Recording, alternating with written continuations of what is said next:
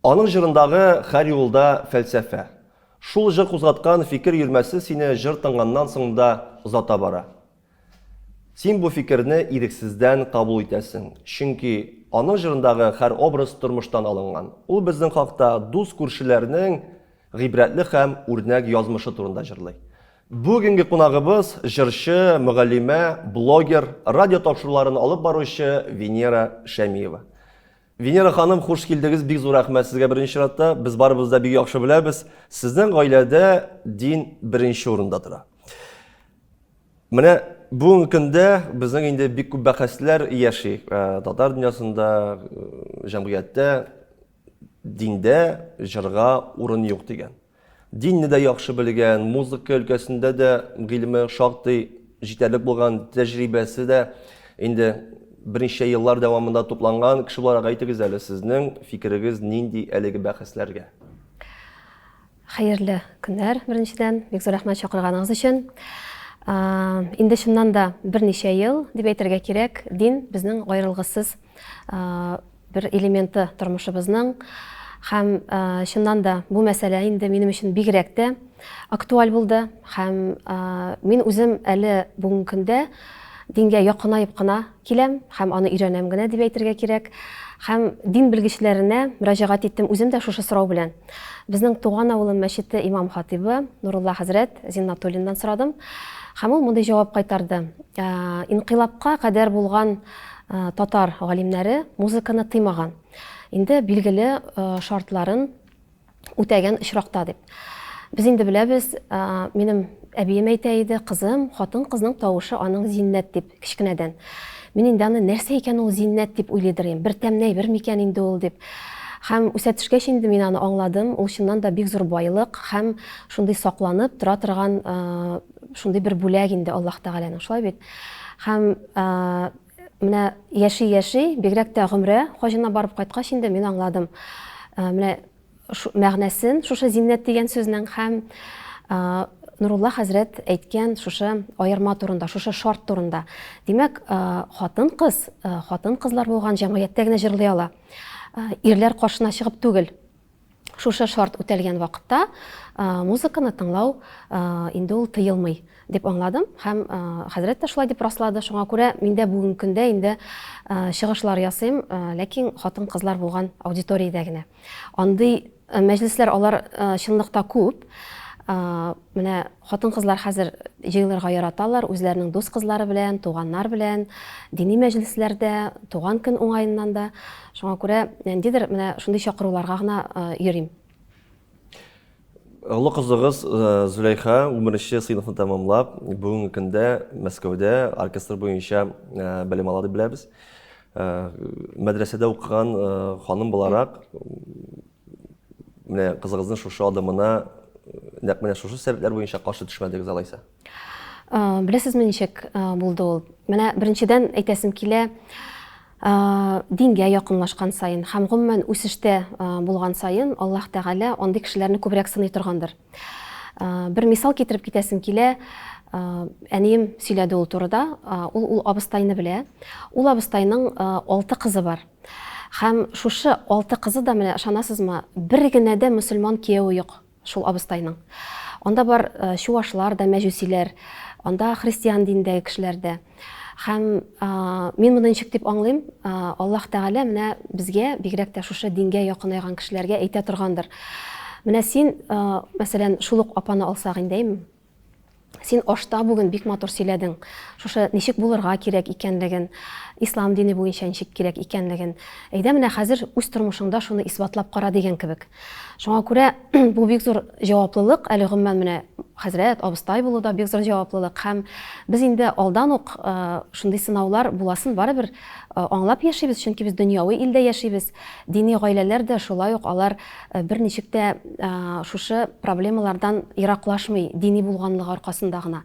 Шуңа күрә без дә шундый ук проблемалар чишәбез, дөньяви кешеләр кебек дип әйтергә кирәк инде, светский, дөньяви.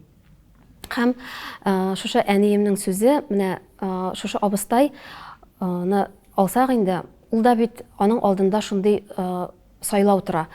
тормышына зарланып, менә Аллаһ Тәгалә миңа шундый сынау бирде инде дип, мәсәлән, бәлки кызларын кияүгә бирмәскә булдырыр иде, шулай бит. Ләкин бу апа бик зирәк ханым, һәм ул әйтә: Аллаһ Тәгалә миңа бу сынауны яратып бирде.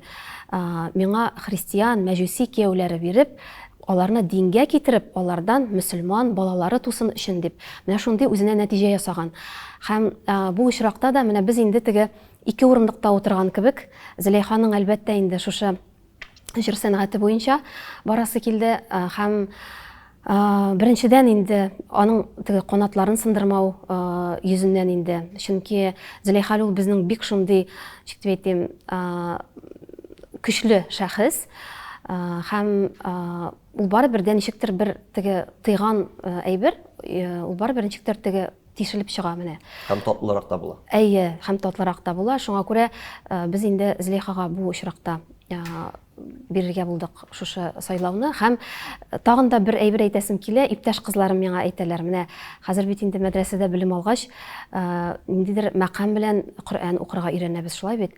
Һәм бер иптәш кызым әйтә: Венера, мен шул хәтле ярсыдым менә синең сәхнәдән теге ераклашканыңа. Ничек инде шундый менә тавыш була торып, шулай үзеңнең ихтыярың белән китәргә була ул сәхнәдән. Хәзер менә синең үзеңнең язылучыларың белән аралашканыңны күреп, һәм шушы дингә якынайганыңны күреп уйлыйм, бәлки ул шундый абыстай булыр, менә аның ашына килербез дә, шундый тын калып тыңлап утырырбыз. Бәлки шушы, мәсәлән, анда мин Казан музыка училищесында белем алдым. Мәдәният һәм сәнгать университетында укыдым бит инде. Минем ике кызыл дипломым бар. Шул хәтле күп хезмәт бит инде ул. Һәм менә никадәр сәхнә юлы инде, бәлки шушы юлны үтәргә кирәк булгандыр, менә Аллаһ Тәгаләнең шушы зур бүләген алыр өчен дип. Шуңа күрә безгә ул мәгълүм түгел, Аллаһу әгъләм. Зөләйхага да Аллаһ Тәгалә инде юлларын ачсын, дөрес юлдан тайпылмыйча, аннары соң тагын бер генә әйбер күңелне җылытып тора. Мин аннан сорыйм: Зөләйха, син үзеңне менә мәсәлән 10 елдан ничек итеп күрәсең дип.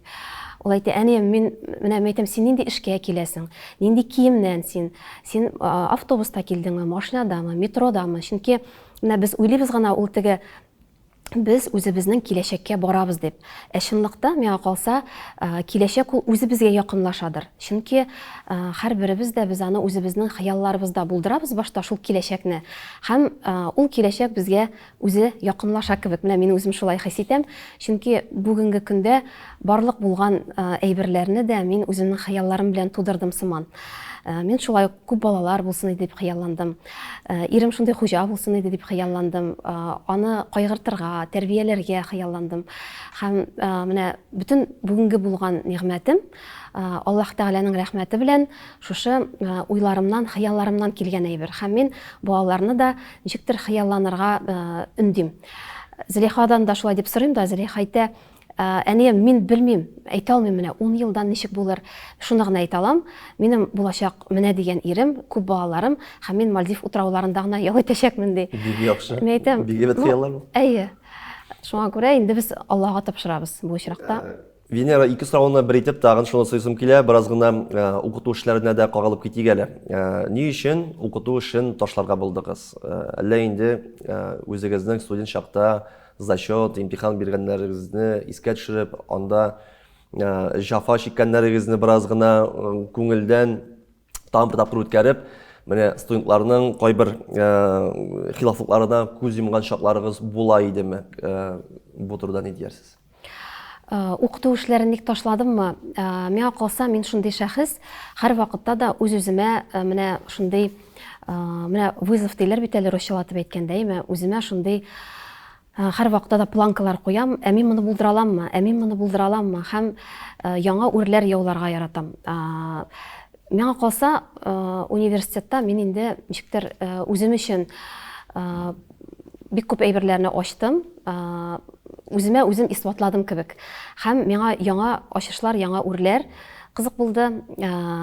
Бүгенге көндә инде мин кичкенә генә булса да үземнең социаль челтәрләрдә блогымны алып барам. Ул да хайран вакытны ала. Аннан соң шәһәребезнең мәртәбәле радиосында үземнең тапшыруым бар. Аңа да хайран әзерләнергә кирәк, чөнки ул теге башыннан ахырына хәтле сценарийны үзем язып, мин аны үзем сөйлим. Һәм менә шушы мәдрәсәдә укуда инде берникадәр вакытны ала. Әле анда укып утыру гына түгел, аның бит дәресләрендә ясарга кирәк, сессияларына әзерләнергә кирәк. Анда барысы да бик җитди. Хәзрәтләр бик кыздырып кына торалар безне. Һәм Венера Хатовна белән без бик дус, субханалла, әлхәмдүлилләh, аралашып яшибез. Ел сайын инде ул миңа июль аенда яза башлый. Венера киләсеңме, әйдә быел чык инде, булды инде, утырдың, җитте инде дип. Инде ул да балакаем өметен үзде, ахрысы быел шалтыратмады да. Хәтта чөнки менә ничектер тормыш үзеннән үзе мине шундый яңа җирләргә алып бара. Һәм мин рәхмәт белән кабул итеп инде шушы агымнан агам барам. Менә шушы әле генә сөйләгән сүзләрдән чыгып тагын бер сорау бирәсе килә. Мин берәр пунктны төшереп калдырсам, сез инде өстәрсез, ярармы? Бүгенге көндә сез дәгъватчы мөгаллимәдә, блогерда, үзенең блогын шактый хайран гына еллар дәвамында алып баручы, җырчыда, хәйрия эшләренә дә вакыт табасыз, хатындасыз, әни кешедә.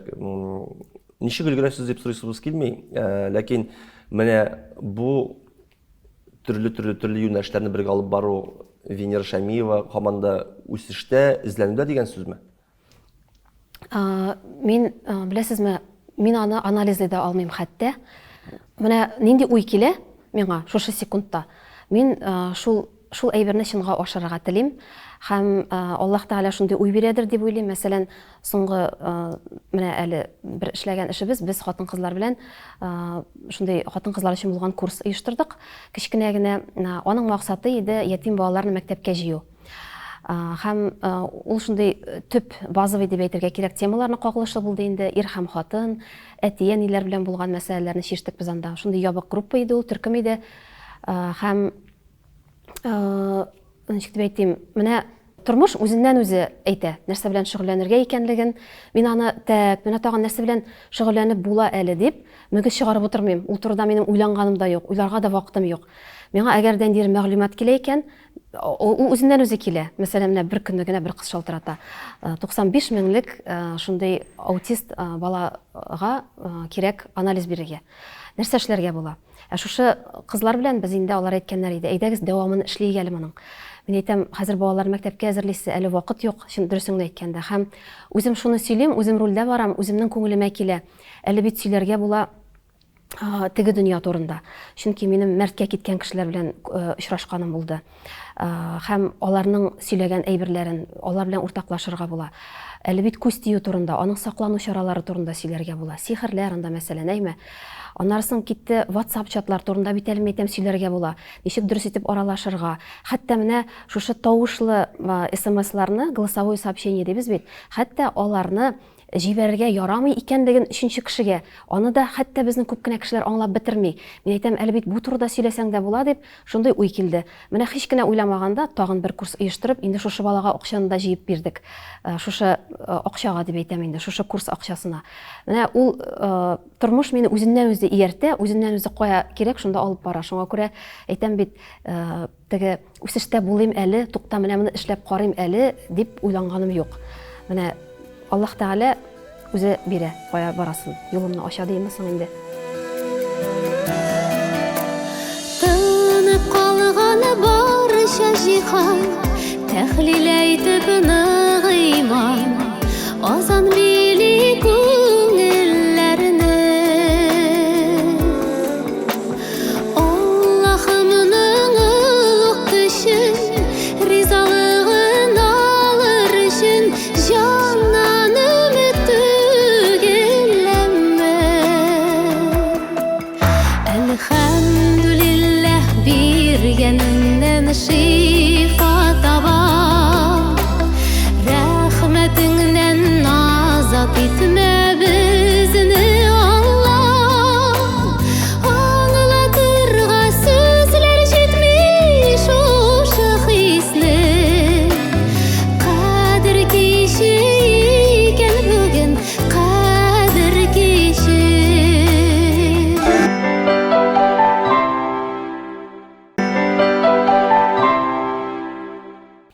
Менә шул өлкәләрне күз алдына тотсак, төрле фикерләр ишетергә туры килә кайбер вакытта. Бик күп эшләргә бүленергә ярамый, бер генә эшне яхшы итеп алып барырга кирәк, нәтиҗәсе яхшырак булыр диләр. Кайберләр әйтәләр, бу бит инде Аллаһтан бирелгән нидер юл, юнәлеш, мөмкинчелек, кулдан чыкмаска кирәк диләр. Сез икенчесе яклымы әллә беренчесе яклымы? Төп приоритетлар бар минем тормышымда. Мин һәр вакытта да тырышам Аллаһ Тәгаләне беренче урынга куярга, аннан соң үземне. Чөнки менә бәлки кайбер кешеләргә ул сәердә тоелыр. Ничек инде 3 бала әнисе буларак, ир хатыны буларак, анда үзеңне икенче урынга куяргаймы Аллаһ Тәгаләдән соң. Ләкин минем аңа җавабым мондый булыр. Хатын-кыз үзен кайгырткан очракта гына, үзен тулыландырган очракта гына ул якыннарына нәрсәдер бирә ала. Үзенең игътибарын, җылысын. Мәсәлән, мин шундый бер үзенчәлегем бар. Минем бик тамагым ачкан булса, мәсәлән, менә 10 минуттан ашарга әзер икән, мин менә хәзер тукта әле яшелчәне турый торыйм, матур итеп шуны куеп торыйм, инде бит 10 минуттан әзер була, гаиләмне ашарга чакырырга кирәк дип утырмыйм. Мин мөмкинмен тиз генә бутерброд ясап үземә ашап алырга, әгәр дә мин тамагым ачкан икән. Мин үземне кайгыртып алам һәм 10 минуттан минем ризыкларым әзер булган вакытта инде мин үземнең гаиләмә 1 сәгать алар алдында биеп йөри алам, мәсәлән, ашатасың, эшертәсең. Хатын-кыз һәр вакытта да беренче чиратта үзен кайгыртырга тиеш дип уйлыйм. Аннан соң ирен, күп кенә гаиләләрдә хәзер бигрәк тә инде балалар безнең беренче урында шулай бит. Ул инде шулай ук ахыр заман галәмәте. Мин хәзер ияләштем һәрбер дөньяви ситуацияны да дингә бәйләргә. Моңа да моның диннең аңлатмасы бар. Перед концом света женщина родит себе господина дигән безнең сүз бар шулай бит диндә. Бу чыннан да шулай. Һәм хатын-кызларга да бәлки әз генә насихат булыр. Ирләребезне без балалардан өстен урынга куярга тиешбез. Чөнки аның хакы зур ир кешенең. Ир кеше ул ни өчен гомумән хуҗа булырга тиеш гаиләдә? Чөнки ул безнең өчен җаваплы. Ул кыямәт көнендә без үзебез өчен генә җавап бирсәк, ул җавап бирә безнең барлык безнең өчен, балаларыбыз өчен, бик күп әйберләр өчен. Шуңа күрә ир кешенең хакы бик зур. Һәм менә шушы приоритетларны дөрес итеп куйган вакытта калган эш белән шөгыльләнүне мин хуп күрәм. Мәсәлән, мин хәйриягә чыгып чаба алмыйм. Менә мин бүген дә шушы тапшыруга килдем. Ләкин мин кичә кич белән сәгать 12-гә хәтле кабак бәлеше пешердем. Аны бөтенсен дә иртә белән ашасыннар дип, аның теге атланмайларына хәтле иретеп калдырдым, барысын да язып. Димәк, приоритетларны башта куясың һәм инде үз эшең белән шөгыльләнәсең. Шулай ук менә хатын-кызлар арасында сүз уңаеннан да әйтеп китим инде, шундый әйбер бар, эшне өстен куялар, баладан, ирдән өстәрәк, хәтта үзләреннән дә өстәнрәк. Хатын-кыз өчен ул алай булырга һич тә тиеш түгел. Эш әле ул соңыннан гына. Ир кешенеке әзрәк башкачарак, ир кешенең беренчерәк урында булырга тиеш эш, чөнки ул кәсеп итәргә тиеш, чөнки ул гаиләне тәэмин итүче, тукландыручы, гаилә башлыгы. Димәк, инде сезнең ирегез эштән соңга калып кайтса, сез инде күпчелек хатыннар шикелле аның ачуын китермәячәксез, кая йөрдең, вакытында ни кайтмадың дип беркайчан да андый тавышлар кузгатмаячаксыз. Тавышлар кузгалмый, чөнки дөресен әйткәндә мин ул өйдә булмаганда инде хәзер ял итәргә өйрәндем. Ул Зөләйха туган вакытларда, ул кичке 6-да өйгә кайтмаса, мин инде үлә башлыйдыр идем. Тизрәк баланы тоттырырга кирәк, анда шулай итәргә кирәк. Хәзер ул өйдә булмаса, мин тыныч кына үз эшләрем белән шөгыльләнәм, балаларны йоклатам, андаймы һәм инде шәмнәр кабызып анда, мәсәлән, чәйләр ясап, инде ирем кайтар вакыт җитә. Ул миңа хәтта кулайрактан хәзер. Әнием әйтә иде элек, рәхәттә инде бу Рөстәмгә, балаларны йоклагач кайтып керә, бөтен эш беткәч дип. Мин әйтәм, әни, Гали үз эшендә, Вәли үз эшендә булсын, миңа шулай уңайлы дип инде. Ул инде мине жәлли иде. Кызым, син сабыр инде, син шулай дип әйтәсең, барыбер дә инде булышырга яхшы иде дип. Ләкин теге ул беләсезме, гаилә ул шундый этаплар үтә. Менә хәтта әле хәзердәген минем ирем мәсәлән соңрак үзенең дуслары белән очраша икән. Күптән түгел генә без бер туйда булдык. Анда бер яшь егет бар. Һәм ирем әйтә инде, менә шулар белән очрашам. Һәм мин ул безгә кунакка килгәндә мен әйтәм, шул егеткә әйтәм, Артур, син әйтәм, Рөстәм абыең кич буе утыра дип аның белән утырма. Син әйтәм, әле яңа гына өйләндең. Әйтәм, без бу стадиягә 22 ел яшәп килдек дим. хатының мен әйтәм, әле ул эштән китә торганрак чоры иде. Мин әле аны белеп тә бетермәдем. Мен әйтәм, хатының әгәр дә эштә икән, ул көн саен сине сагынып көтеп тора. Менә кич белән кайтырмын да, ирем белән утырырмын дип. Әгәр дә мен әйтәм, ул өйдә булса, инде ул бигрәк тә көне буе сине зарыгып көтеп тора. Менә хәзер кайтыр дип теге май кояшы шикелле бит инде без көтәбез ирләребезне. Мен әйтәм, син аңа да игътибар ит. Ярар дип, мыегына чорнап калды кебек инде. Менә андый термин белән очрашканым бар. Аллаһ Тәгалә беренче урында, калганнар үзләренең урыннарында. Сезнең менә шушы моментлар кайчан үз урыннарына басты? Кияүгә чыкканнан соң шулай булгандыр бит инде улайымы? Кияүгә чыкканчы бәлки сез күз алдына да китермәгәнсездер. Менә тормышым менә шулай үзгәрер, менә шундый акыл килер миңа, менә шундый хикмәтле хатын булырмын дип. Ничек дип әйтергә икән? Методым проб и ошибок диләр бит инде урыслар, име? Әкрен ниндидер шундый туктабу була икән, бу була икән дигән нәтиҗәләр ясап килде. Этаплап менә яши. Әле ул беләсезме, менә аны ул төп приоритетларны аңлаган көенчә дә кайвакытны алар яраталар урыннары белән алышынырга. Мәсәлән, шул ук эш, менә кайвакытны була, мәсәлән, шул ук хәйрия монда, нәрсәме, балаларның да әйткәннәре бар. Әнием, безнең бит бүген уен уйный торган көн иде, әмма син һаман телефонда, андый әйберләр дә бар. Без теге, ничек дип әйтим, мин монда менә бездә бары тик шулай гына, бездә идеаль дип әйтүем түгел, ничек булырга тиеш, һәм без нинди нәрсәгә омтылабыз. Шул турыда сөйлим. Әлбәттә, ялгышлыклар була, бу тормыш, һәм аны вакытында аңлап, корректлаштырырга кирәктер дип уйлыйм. Шуңа күрә безнең балалардан сорасагыз, әле аларның да әйтер сүзләре булыр минем турында, нинди мин әни икәнлеген. Шуңа күрә була, ләкин аңларга кирәк, ничек булырга тиеш икәнлеген, шуңа омтылырга кирәк һәм шуны сакларга тырышырга кирәк. Сезнең сорауга җавап биреп, инде шуны әйтәсе килә, минем әнием бик зирәк хатын. Ничектер барыбер төп шушы әйберләрне мин аннан карап аңлаганмындыр. Әни дә кайвакытны ишетәм, менә кемгәдер сөйли, үлә инде ул безнең Венера Рөстәм дип. Менә гел инде өзми дә авызыннан сүз чыккан көтеп кенә тора, тизрәк ул булганча булсын дип әйтә. Дидәген һәм ишетәм инде апаларның әйткән. Гүзәл апай, син бит үзең дә шундый, син бит Марс абый дип үлеп торасың. Шулай диләр инде. Барыбер менә теге ясында ни күрсә, ишканда шул була диләр бит.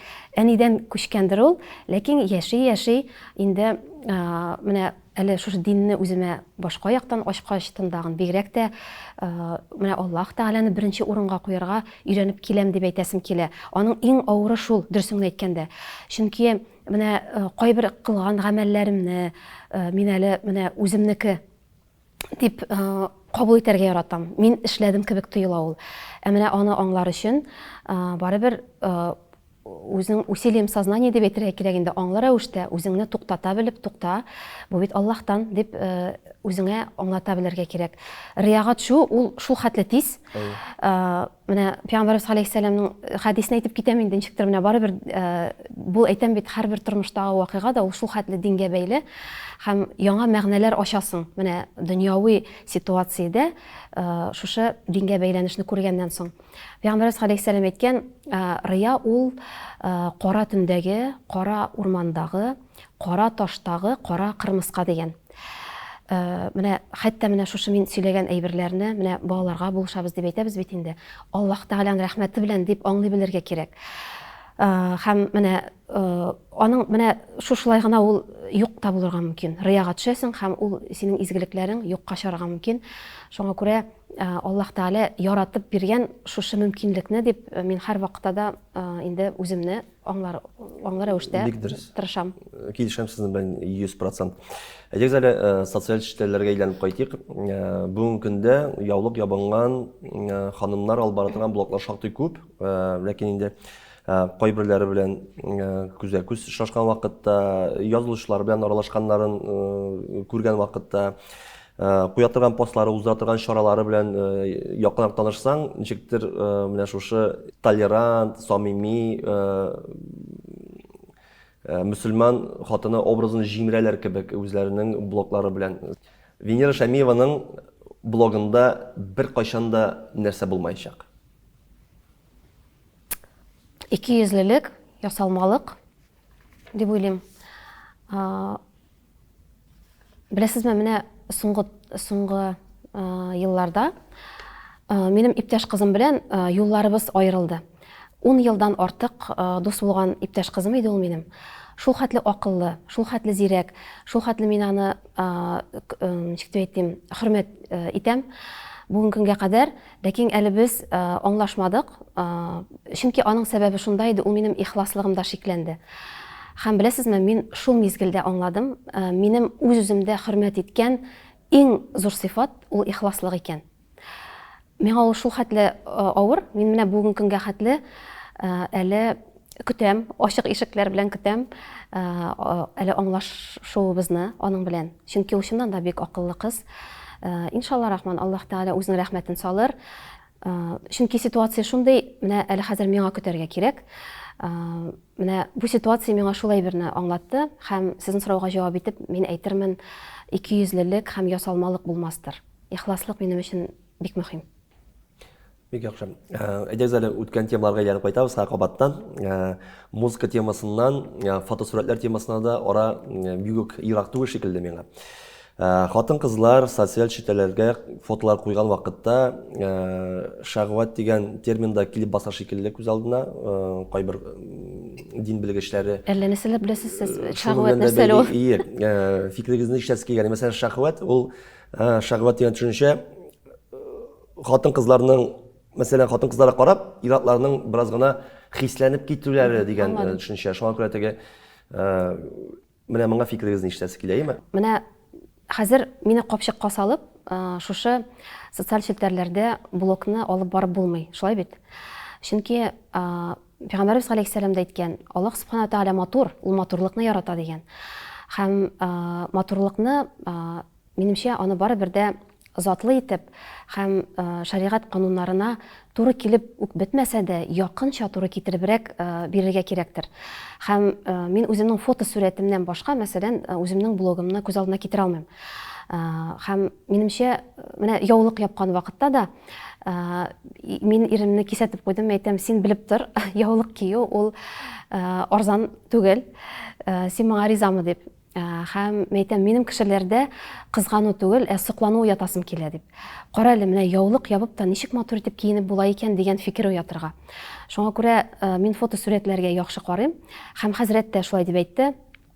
Әгәр дә синең блогың яхшылык, яктылык, менә ничектер дөньяви ил белән дини дөньяны тоташтыручы берникадәр күпер кебек икән, син аның белән күбрәк яхшылык китерәсең икән, димәк бу очракта ул синең өчен яраклы, синең өчен ярый дип инде. Ләкин мин килешәм, менә бу шәһвәт дидегез бит әле, бу әйбердәгә дәген бик җитди карарга кирәк. Мәсәлән, була шундый мизгелләр, минем ирем ялгыш минем машинаның ачкычын алып китәргә мөмкин. Мин калам, шалтыратам, тиз-тиз барырга кирәк. Мен әйтәм, Рөстәм, син каян, әйтәм, минем ачкыч кая икән ул? Минем кесәдә икән ул. Миңа бит инде тиз кирәк, мин такси чакырам. Һәм мин өйдән чыгып киткән мизгел булса, мин хушбуй сибенмим. Чөнки мин беләм, мин таксист белән бергә бер утырачакмын. Ул дагы бер хәдискә бәйле. Мин ишеткән идем, әгәр дә ике ират сөйләшеп басып тора икән, һәм алар арасыннан хатын-кыз хушбуй сибеп үтеп китә икән, димәк ул алар белән якынлык кылган гөнаһ ала. Чөнки менә аларга шушы шәһвәт дип әйткән хис керергә мөмкин. Без бит белмибез, бәлки ул Аллаһ ризалыгы өчен азмый тузмый ул егет, мәсәлән, хәтта үзенең 25-30 яшендә үзенең бердән-берен көтәдер. Һәм менә шундый бер кыз үтеп китте ди, хушбуй сибеп, икенчесе килеп анда үтеп китте ди. Ул әйберләр җыелып килеп, туктале, нишләп соң мин шушылай итеп яшим, башкача да яшәп була бит дигән фикер килергә мөмкин. Һәм син шуңа сәбәпче булырга мөмкинсең. Шуңа күрә бу чынлыкта бик җитди әйбер. Һәм һәр вакытта да инде, гомумән беләсезме, дини хатын-кызлар, алар һәр вакытта да кешенең менә күз алдында. Әгәр дә мәсәлән берәр кыз үтеп бара икән, кыска итәкле, чәче тузган, аңа бер кеше дә әйтмәячәк, нишләп син кызым чәчеңне туздырып йөрисең дип әйме. Мәсәлән, син яулыклы икән, син нишләп булай итеп яптың яулыгыңны? Татарлар гомердә булай япмаганнар, син бөтенләй гарәп кызларына ошап калгансың дип әйтергә мөмкиннәр. Ул кыз әле ояла, курка гына беренче адымнарын ясыйдыр бәлки. Шуңа күрә менә монда да әз генә зирәклек кирәк һәм аңлый белү кирәк, каты бәрелмәү кирәк.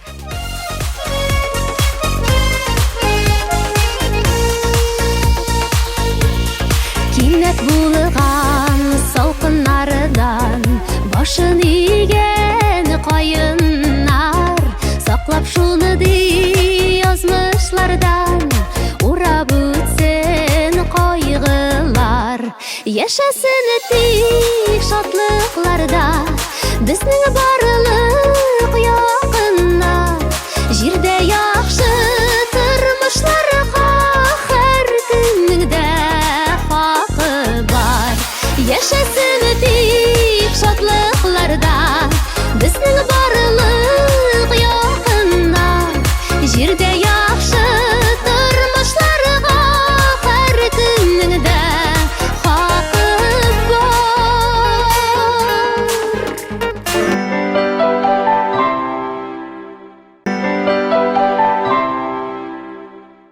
Менә социаль челтәрләрдә блок алып бару үзең өчен нинди кыйммәтләрне ача? Һәм инде син моны үзең өчен үсеш дип саныйсыңмы? Әйе, үсеш. Чөнки менә без бит әйтәбез, балалар безне, без балаларны өйрәтәбез түгел, балалар безне өйрәтә дип.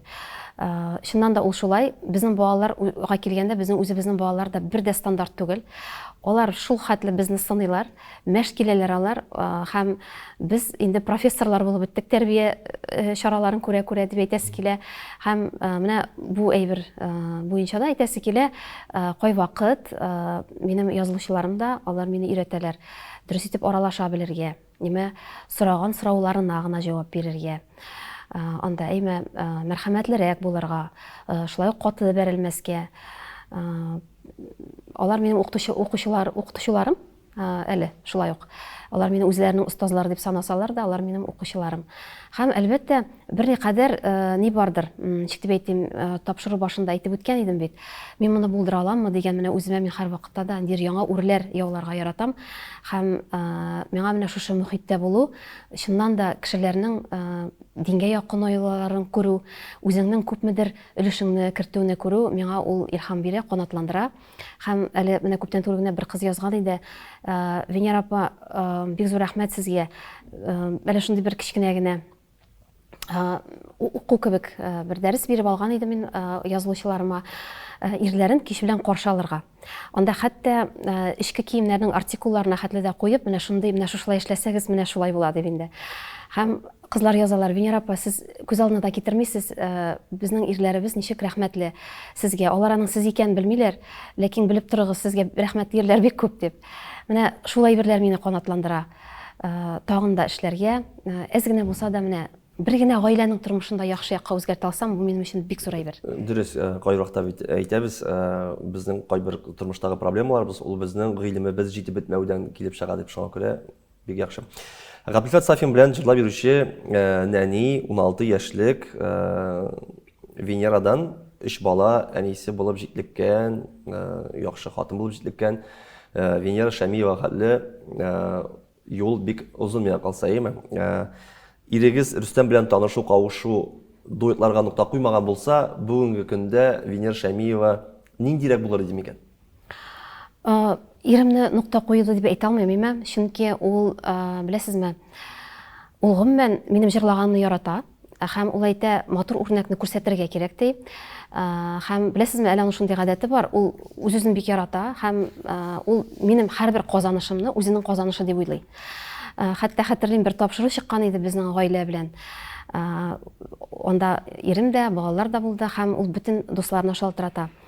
Брат, менә шушы вакытта телевизорны ачып карагыз, яме, шушы вакытта мине күрсәтәләр Венера белән дип. Өстәп куя. Шуңа күрә ул мине сәхнәдә күрүгә каршы түгел иде заманында дип әйтәсем килә. Ул ничектер менә әйтәм бит, үзенең сайлау белән күчкәндер, чөнки әле мин кияүгә чыкканча хәтле, инде Габделфат абый Сафин белән безнең концертларыбыз тәмамланган иде. 2-3 ел инде мин алар белән эшләмәдем. Мин Казан дәүләт мәдәният һәм сәнгать университетына укырга кирдем. Һәм анда безнең оперный класс иде. Мин анда Алтын чәчне җырладым. Без опералар куйдык. Ничектер менә башка юнәлешкә кирип киттем һәм инде җитди карадым укуга. Инде бит инде мөгаллимә булдым, кафедра мөдире урынбасары, доцент булып эшләдем мин бик күп еллар. Венера Хатовның уң кулы дип әйтергә кирәк инде. Ул кафедра мөдире иде, мин урынбасары идем, бик матур эшләдек. Шуңа күрә ул, ничек дип әйтим, минем карар иде дип әйтсәм дә дөрес буладыр. Ул иремнең тыюы аркасында түгел, шулай кебек бәлки тыйыладыр да. Күбәйбер шулай тыйлырга мөмкин. Чөнки менә беләсезме, әле бер көнне генә сорадылар мәдрәсәдәге апалар. Ни дип, ничек дип әйттеләр алар? Эх, Венера, җилтерәтеп кенә тота инде ирен, ул кечкенә генә, менә дингә дә китерде диләр. Чөнки безнең төркемдә һәр вакытта да минем дидер фикерем бар икән, мин чыгам да сөйлим. Төркемдәшләр, әйдәгез булай эшләйик әле, укучыларыбызга бүләкләр эшләйик әле. Менә тиздән шушы бәйрәм җитә, дини бәйрәм дип анда мәсәлән тиз генә без бүләкләр дә оештырырга мөмкинбез. Ничектер тик кенә бер урында утыра алмыйм инде. Карап торышка, ничектер гел мин әйдәп баручы кебек тыелам ахырсы. Аларга сөйләдем дә, әйтәм, мин бит иремне дингә китермәдем, мин үзем аның артыннан барам дим. Шулай дигәч, шулаймы дип шаккаталар кешеләр. Шуңа күрә мин теге видимость создавать итеп йөрүче кеше генә ахырсы бу очракта.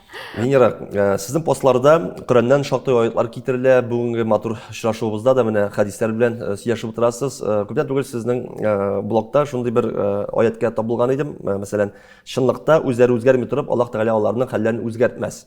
Дөрес бит инде, дөрес сүзләр. Күпләребез җаваплылыктан качуяган карыйбыз, үзгәрергә теләмибез, ләкин шул вакытта яхшы якка үзгәрешләр көтәбез. Менә үзгәреш шикелле безнең яхшы якка хәлебез. Кешенең хәле яхшы якка үзгәрсен өчен гади генә әйтегез әле. Ул нинди юнәлештә барырга тиеш һәм нинди эш-фигыльләр башкарырга тиеш бүгенге тормышта? Мин тормышта бик яратам менә бер девиз, минем тормыш девизым: үзеңнән торганны эшлә һәм Аллаһ Тәгаләгә тапшыр. Без бит күп вакыт менә шушы икесенең берсен сайлыйбыз. Мәсәлән, без теге, ничек дип әйтим, бер диңгездәге бер шуп кебек арга яратабыз, әйме? Аллаһ Тәгаләгә тапшырдым, мин тормышымны Аллаһ Тәгаләгә тапшырдым дип, үзебез бер нәрсәдә моның өчен эшләмибез. Яисә киресенчә, һаман нәрсәдер эшлибез. Аллаһ Тәгалә безгә шуны исбатлый. Син күпме генә тырышсаң да, әгәр дә мин ул әйберне теләмим икән, ул булмаячак дип. Һәм монда да Аллаһ Тәгаләгә тапшыру һәм аңа таяну, аннан көтү нәтиҗәсен шулай ук кирәк. Шуңа күрә мин һәр вакытта да үземнән торган эшләргә тырышам һәм Аллаһ Тәгаләгә тапшырам. Менә бер мисал китереп китәсем килә. Бер көнне генә бер язылучы миңа әйтә: Венера апа, мин инде менә аптырап беттем, кияүгә чыга алмыйм. Миңа инде 30 ничәдер яшь ул кызга. Нишләптер шундый егетләр очрый, менә миннән көлеп кенә китәләр. Менә җитди мөнәсәбәтләр булдыра алмыйм. Инде мин тәһаҗүд намазларында укыдым, истихараларда укыдым. Инде мин бөтен нәрсәне эшлим, нишләп бу булмый икән? Мәйтәм, балачагың синең ничегрәк бүтте? Ул әйтә: балачагым, мин әтисез үстем. Шулай. Инде мин аңлыйм, менә модель, гаилә моделе әлбәттә күз алдында юк, чөнки әти кеше юк. Әни кешенең ничек әти кешене кайгыртканын, мөнәсәбәтләрне бала күреп үсмәгән, чыннан да нольдән моны торгызу бик авыр. Һәм монда менә үзеңнән торганны эшлә дигән компонент юк. Чөнки һаман Аллаһ Тәгаләдән генә көтү. Менә башны бәрә-бәрә намаз уку, тегене эшләү, моны эшләү, аларда кирәк, сүздә юк. Ләкин аны үзеңнең гамәлләрең белән ныгытырга кирәк. Һәм мин аңа әйтәм: син менә мәсәлән, кияүгә чыгар өчен яхшы, затлы, ышанычлы кеше табыр өчен нәрсәләр эшләдең? Бу әлбәттә теге кинога бардыңмы, театрга бардыңмы дигән сорау түгел. Хатын-кыз өчен, кияүгә чыкмаган хатын-кыз өчен иң зур эш ул үз өстеңдә эшләү. Үз-үзеңне төрле яклап, төрле сферада дип әйтергә кирәк, төрле өлкәдә үсештә булу. Дин ягыннан, спорт ягыннан, дөрес туклану, психология ягыннан, хәйрия ягыннан. Мәсәлән, синең бит вакытың күп. Күп балалы әниләргә булыша аласың, ялгыз әбиләргә, анда кемгәдер. Син шушы хыялыңны якынлаштырыр өчен нәрсә эшлисең? Тәһаҗүд намазы укып кына булмый, иптәшләр. Шуңа күрә шушы балага да ничектер менә күзен әзрәк кенә ачтым кебек инде. Но кешенең аңрау-эше дә бар бит әле. Кемдер үтеп тә китәргә мөмкин, кем өчендер ул шундый инсайт булырга мөмкин, тормышын 360 градуска үзгәртә торган булырга мөмкин. Гаиләдә хатын-кыз, русча әйтеп әйткәндә, программное обеспечение. Гаиләнең үзәге ул хатын-кыз, гаиләне саклап калу, гаилә итеп тоту, гаилә эчендәге гармония, гаилә эчендәге җылылык барысы да хатын-кыз өстендә. Сез килешәсезме менә бу сүзләр белән? Килешәм. Килешәм бу сүзләр белән, ләкин менә үземнең шул ук блокны алып барган вакытта, мин һәр вакытта да кызларга әйтәм, беләсезме инде киңәшләр. Мәсәлән, ирләр хаклы булмаган очракта да, мин аларның хаклылыгын табып, хакын күтәреп, шушы хатын-кыз үз өстендә эшләсен дигән киңәш бирәм. Минем хәтта иптәш кызларым бар, алар миңа кайвакыт шалтыраталар. Әйе, менә сорауны да бирим әле. Югары категориялы программное обеспечение булыр өчен Әйе. хатын-кыз нинди сыйфатларга ия булырга тиеш? Сыйфатларга ия булырга тиешме? Беләсезме, бу сыйфатларны булдырыр өчен нәрсә эшләргә кирәк дигән ничектер сорау күз алдына килә минем. Ничек мин мәсәлән үзем бу сыйфатларны үземдә тәрбияләдем. Мин кичкенәдән күзәтергә ярата идем. Менә мәсәлән, әгәр дә бу мәсьәлә хәтта мине кагылмаса да, мәсәлән, була шундый хыянәт темаларындаймы, миңа кызык аның асылына төшәргә. Ни өчен бу шулай? Чөнки менә кызлар язалар, хыянәтне кичерергә ярыймы мәсәлән, ярамыймы, име? Менә мин бит аны белмим, чөнки Аллага шөкер, бүгенге көндә без тигезлектә матур гына яшибез. Ләкин мин кызыксынам, нишләп шулай икән бу?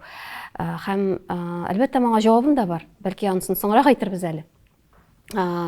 Менә шуңа күрә күзәтүчәнлек, име?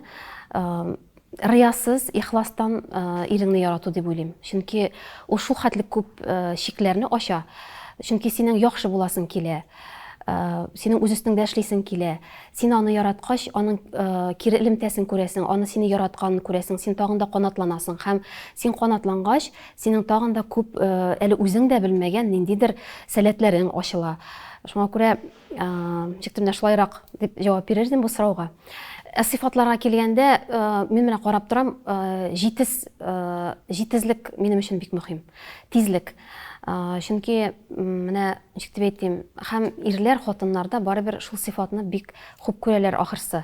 Менә мин беләм, минем ирем мине аның өчен ныграк ярата, җитез булган өчен. Чөнки ул кайтып керсә, мәсәлән, өйдә була шундый моментлар, мизгелләр, кайтып керә, мин дә кайтып керәм, ул да ашарга бер әйбер юк. Мәсәлән, андаймы? Ул ашарга бармы ди, мин юк дигән әйберне гомердә әйткәнем юк. Менә бер әйбер булмаса да. Минем монда ук кулым нәрсәдер тугылый тора, тегеннән холодильникны ача торам. Менә ул җитезлек, ул шул хәтле мөһим. Бүгенге тормышта дигәндә. Һәм әлбәттә әйтәм бит, риясыз ярату, тормышны, иреңне, балаларны, әти-әниләрне, аның әти-әниләрен хөрмәт итү. Мин тагын шундый бер фикер белән күзгә күз очрашканым бар иде. Хатын-кызлар нинди булырга тиеш, аларны яратсын өчен. Иратлар нинди хатын-кызларны ярата дигән сорауга, бәхетле хатын-кызларны ярата һәрбер ират дигән сүзләр белән очрашканым бар иде.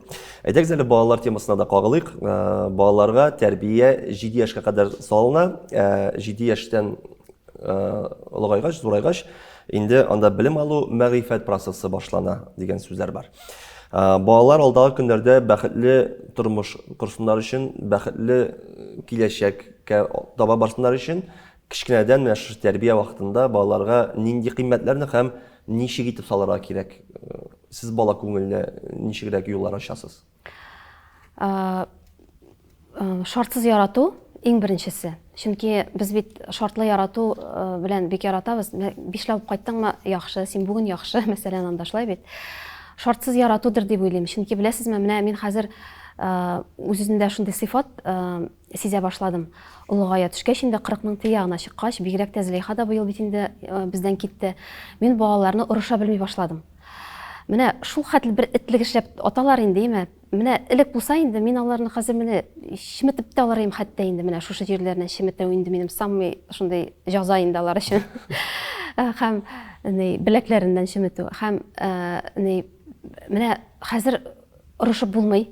Чөнки ахырсы теге оныклар туа торган чорга керәбез ахырсы. Шуңа күрә дә әбиләр, бабайлар балаларын иркәлиләр ахырсы дигән нәтиҗәгә киләм. Чөнки беләм, алар безгә киләләр вакытлы гына. Һәм алар безнең гаиләдә кунаклар. Бер психолог әйткән иде бер вакытны. Әйтәм бит, безнең балалар бик стандарт түгел. Без психологларга хайран җирдек алар кичкенә вакытта. Безнең ул алыштырмаган мәктәпләр калмады инде. Безнең бер улыбыз бик шук. Һәм ул шунда әйткән иде: "Вы знаете, что такое семья?" Мен әйтәм: "Әйе, мин, ирем, балалар безнең." Это нет, это не ваша семья. Гаилә ул сез һәм ирегез. Мен әйтәм: балалар, ничек инде балалар?" Юк, балалар ул сезнең гаиләгә чакырылган кунаклар гына. Демәк, алар киләләр һәм китәләр. Менә бу әйбернең мәгънәсен мин быел бигрәк тә аңладым. Чөнки Зөләйхан инде без очырдык. Әле җитмәсә барлык дусларыбыз, туганнарыбыз ярага тоз салып, хәзер Мәскәүгә киткәч кире кайтмый инде ул диләр. Әле без барыбер хыялланабыз теге ничектер еракка җибәрәсе килмәй, бигрәк тә бердән бер кыз бит инде ул безнең. Шулай да менә бу әйбер белән дә килешәм. Һәм урышып булмый хәзер балаларны. Шуңа күрә шартсыз мәхәббәт иң беренче чиратта балаларга.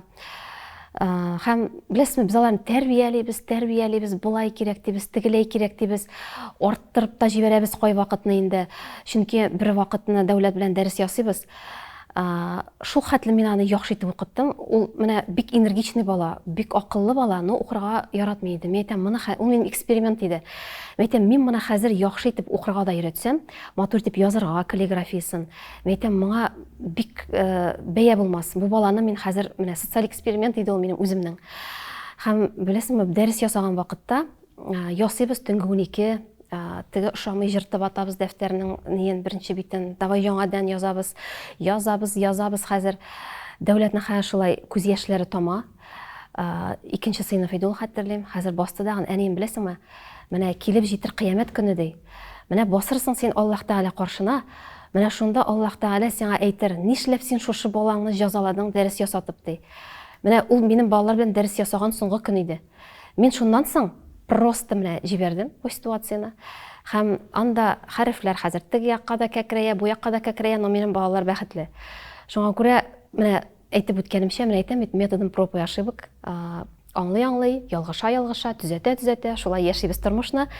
Һәм менә шулай тәрбиялибез дә ирем белән. Без әйтәбез, ярар, эттән эт туа, биттән бит туа. Безгә ошамый кемгә ошасыннар инде алар дибез дә. Шулай тәрбиябез шуның белән дәвам итә. Булай ирем дөресен әйткәндә бик зур игътибар бирә дини тәрбиягә. Менә без инде шаяртабыз, хиҗрәт кылдык дип, хиҗрәт кылу бит инде ул переселение, урынны алыштыру. Без быел Кабан күлендә күчтек, фатирны түләп яшибез әлегә. Мәрҗани апанай мәчетенә якынлашыр өчен, балалар мәдрәсәдә укытыр өчен, һәм шунда алар үзәктә аларның мәктәпләре барысының да. Иртә белән да йөртү проблемалаштыра бит инде балаларны. Һәм менә шушы дини белемне алып калсыннар өчен. Шуңа күрә дәүләт тә безнең хәзер төнге 4-тә, 3-тә дә торып намазга баралар, һәрбер намазны мәчеттә укыйлар. Ул яктан ул катгый. Аннарсын шундый күп ниләр, менә мисаллар, раз каядыр самолет очты төште име, әлбәттә бөтенебездә хыялланабыз 80-90-га хәтле яшәргә. Ләкин барыбер белмибез, тәкъдир безгә күпме язган. Бүген бар кеше, иртәгә юк. Гөрләтеп яшиме? Шуңа күрә самолет дигәннән самолеттан да очып төшәргә мөмкинсең. Алла сакласын. Төрле хәл булырга мөмкин. Үзебез исән вакытта үзебезнең матур үрнәк белән һәм нәрсәдер шуның өчен кыймылдыйбыз инде. Чөнки шулай ук беләбез, Аллаһ Тәгалә кыямәт көндә нишләп балаң мондый булды, нишләп балаң намаз укымый дип бездән сорамаячак. Диделәр безгә мәдрәсәдә. Безгә сорау бирәчәкләр мондый: син балаң дингә якынлашсын өчен нәрсәләр эшләдең? Менә шуңа күрә бу җавапка бирә алмыйчы, икеле алган укучы кебек Аллаһ Тәгалә каршында тормас өчен әзме күпме бераз кыймылдыйбыз инде. Әйтегезлек, мәхәббәт темасында кузгатыйк әле бүгенге матур әңгәмәбездә. Мәхәббәт дигән сүзне ишетүгә иң беренче чиратта сезнең башыгызга нинди ассоциация, нинди сүз тезмә, нинди эш фигыль килеп баса? Нишләптер кояш шикеллендидер бер җылы, нурлы бер шар күз алдына килә, нишләптер менә образ дип әйтсәк инде, әйме? Һәм шушы шарны мин кулга алып, минем үзем шуның белән нурланып, менә шулай итеп таратырга тиешмен кебек. Һәм мин ышанам, мәхәббәт ул бердән бер әйбер, һәм акчада әле бигрәк тә биргән саен күбәя генә торган. Шуңа күрә мин үземнең миссиямны, шушы мәхәббәтне күбрәк таратып калыр өчен бу дөньяга туганмындыр дип уйлыйм, нишләптер. Менә сораудан соң бер уңай соравым бар, мин аны бирмичә булдыра алмыйм. Безнең инде тамашачыларыбызга да кызык булса кирәк.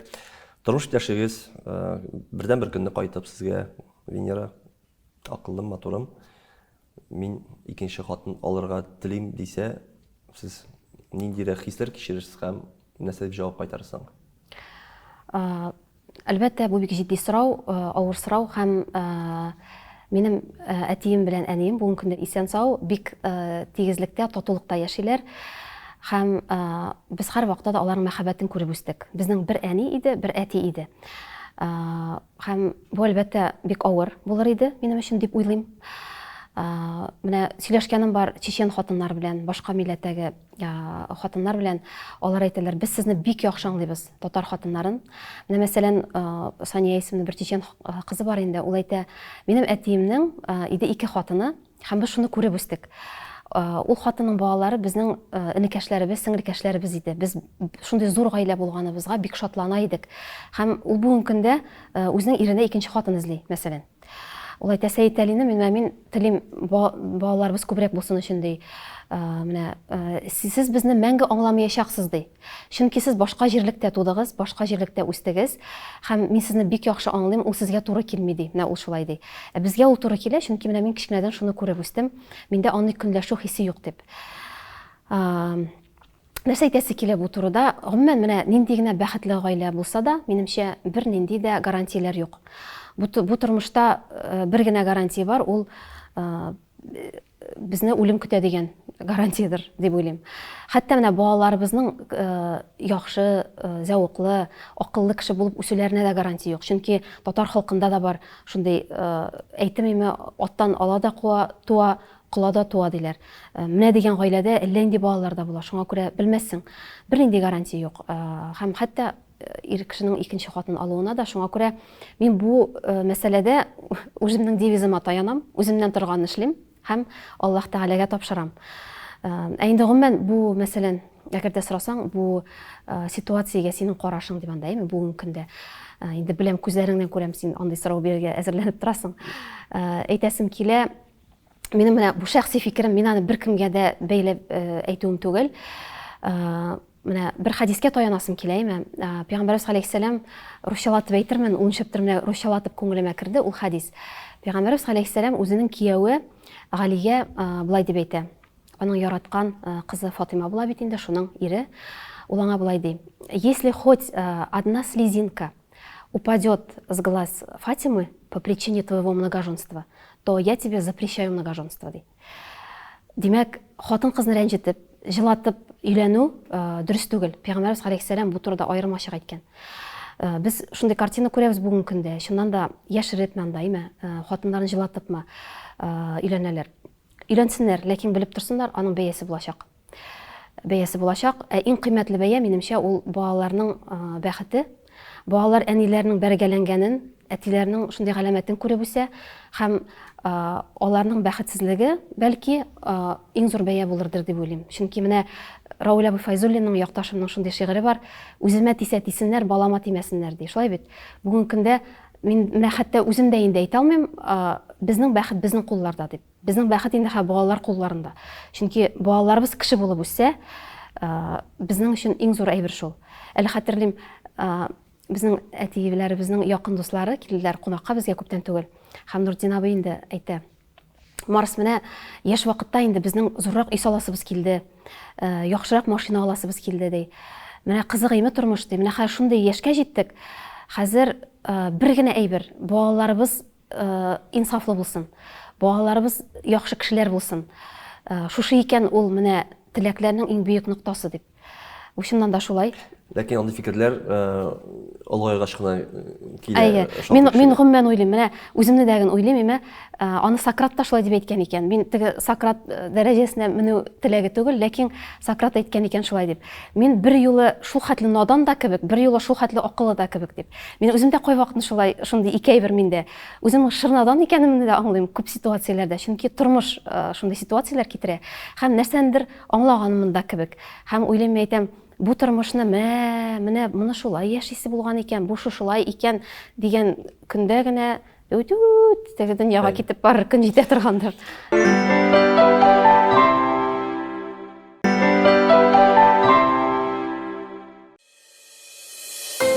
Аш булудан яки тәрбияләп үстерү мәшәкатеннән куркып, балаларыгызны үтермәгез. Сезне дә, балаларыгызны да без ризыкландырабыз. Коръән. Һәр нәрсәнең үз вакыты җирдә. Барысы да Ходай каршында. Аллаһдан изге бүләк булып, җан ярала йөрәк Аппарат абонента астында. или находится вне зоны. Һәрбер сабый үз бәхете белән аяк баса тормыш таңына. Туар сабыеңның гомрен өзмә, ялгыш уйлар кертмә җаныңа. Әйтегез әле чаттагы сорауга күчик. Инде без бу тормышта һәрвакыт әйтергә яратабыз. Сез дә менә искә алдыгыз ихласлык турында, самими кешеләр турында, икейөзлелек дигән терминнарны телгә алдык. Бүгенге көндә үзегезнең янәшәдә ачык күңелле кешеләрне еш очратырга туры киләме сезгә? Еш, чөнки беләсеңме, мин яши аңладым, үзеңнең янәшәңдә һәр вакытта ресурста булыр өчен үзең төслерәк кешеләр булдырырга кирәк ахырсы. Булдырырга кирәк дип мин аларны теге ясалма рәвештә булдырып утырмыйм, ләкин алар ничектер якынлашалар, әйе. Һәм мин шул хәтле рәхәтлек тоям шуннан. Берсендә бардым маникюр ясатырга бер кызга име. Һәм ул марҗа кызы иде, шалтырата моның ире. Әле ул безнең катта, безнең йортта, астагы катта гына бу маникюр, машинага утырып та барасы түгел, җәяү генә төшәсе, шул хәтле ипле, шул хәтле шәп ясый бу кыз. Хәзер ире шалтырата моңа.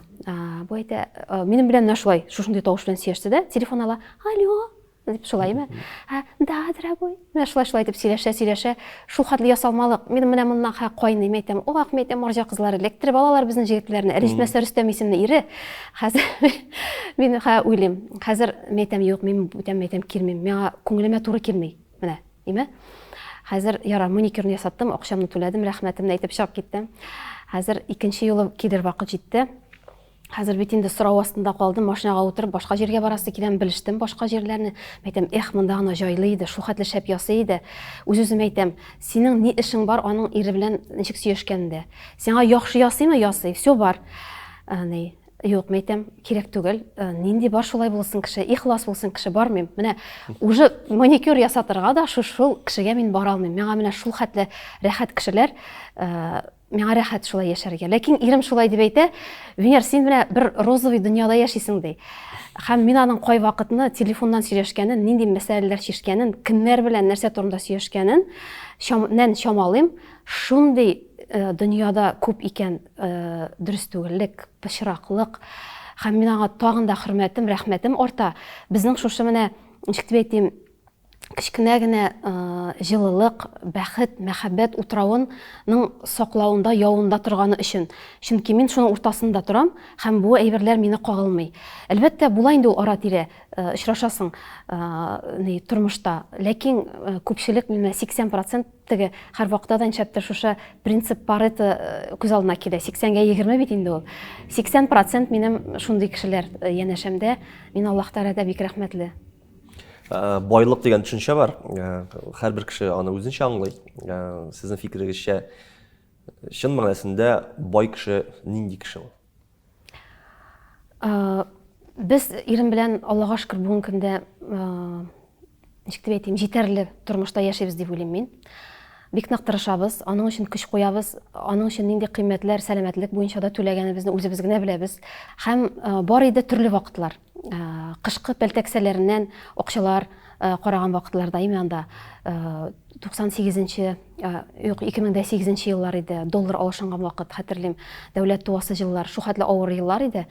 Ләкин без аны беребезнең иңе төшеп киткәндә икенчебезне иңен куеп шулай бергәләп үткәрдек. Һәм тормышыбызда төрле хәлләр булды. Теге төрле стадияларны кичердек дип әйтәсем килә һәм бүгенге көндә шушы җитәрле тормыш ноктасыннан күзәтеп шуны әйтә алам.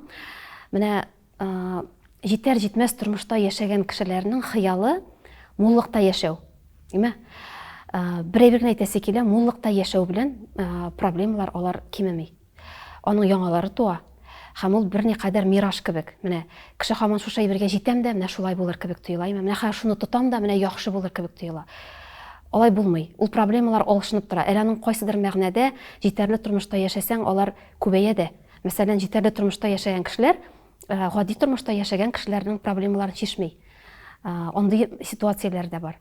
Һәм җитәрле тормышта яшәгән кеше генә аңлый башлый, чын байлыкның нәрсә икәнлеген, акчада түгел икәнлеген, шулай бит.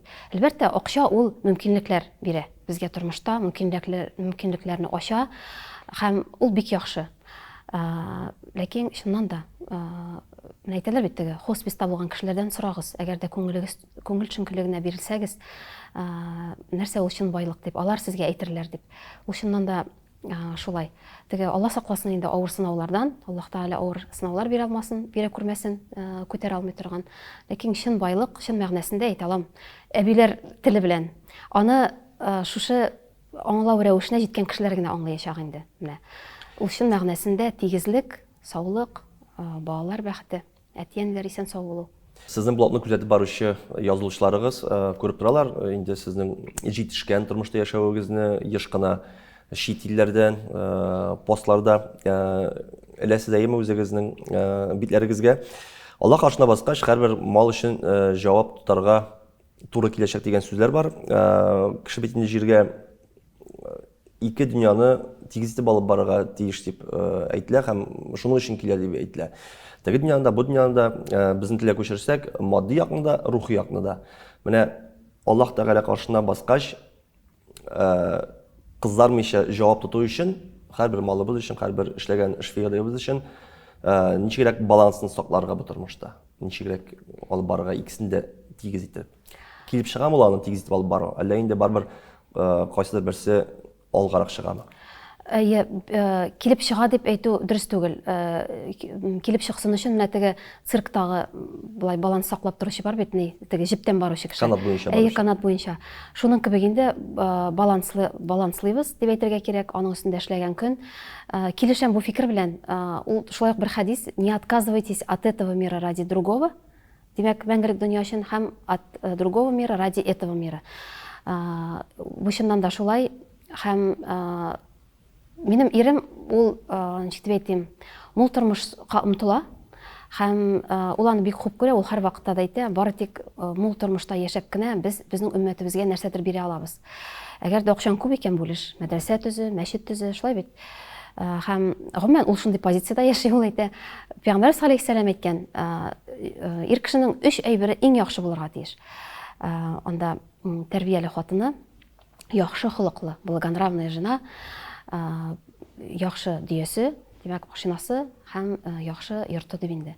Шуңа күрә әле ул менә булай дип әйтә, без һәр вакытта да теге берсендә Стамбул шәһәренә бардык һәм без җомга намазына Эрдоган килде, Турциянең президенты. Һәм мин инде белеп торам иремне, ул ничек тә булса беренче рәткә басырга тырыша.